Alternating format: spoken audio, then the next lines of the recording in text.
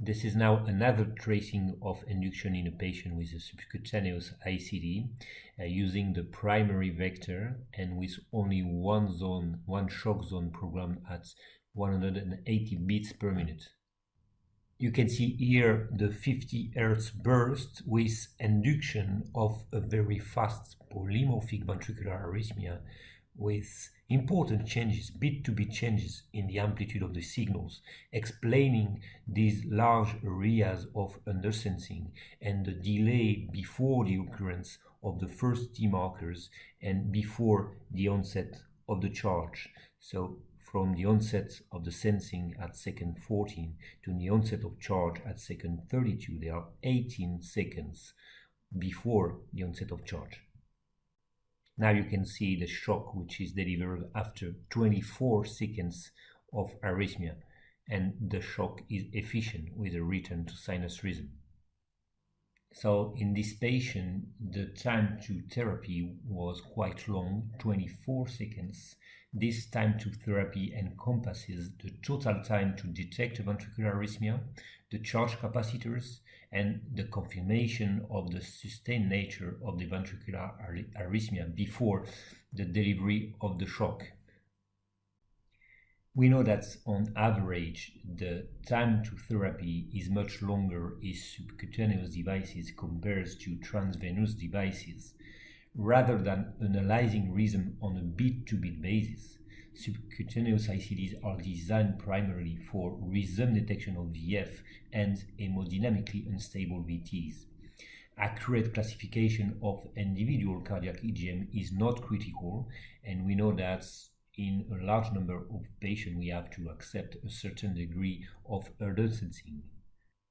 However, in this patient, the time to therapy could be considered too long, with an increased risk of syncope and also an increased risk of not correctly sensing a life-threatening episode of ventricular fibrillation.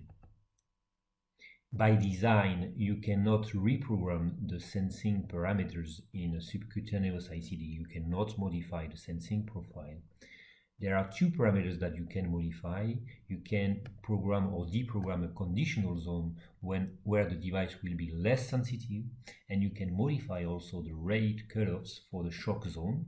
In this patient, only one shock zone had been programmed at 180 beats per minute. It means that this device had been programmed as sensitive as possible, so you cannot gain something in terms of sensitivity modifying these parameters.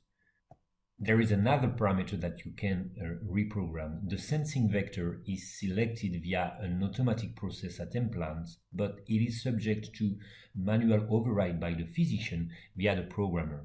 And in this patient, that's what we did. We modify the sensing vector from the primary vector to the secondary vector, and then we tried another induction. So this is now the tracing corresponding to the induction with the secondary vector. You can see the induction of very fast ventricular arrhythmia, but probably with less bit-to-bit variation in the amplitude of the signals. You have a correct sensing of the arrhythmia, here the onset of the charge, and the time to therapy is now 11 seconds, so much less than with the previous vector, and the shock is efficient.